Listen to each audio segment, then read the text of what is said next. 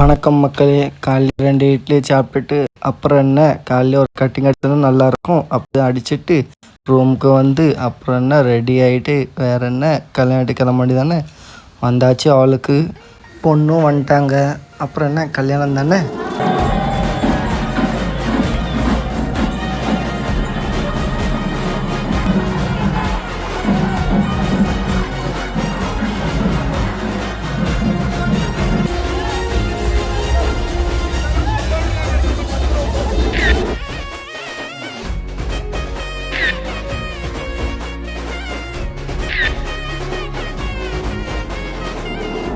நல்லபடியாக கல்யாணம் முடிஞ்சாச்சு.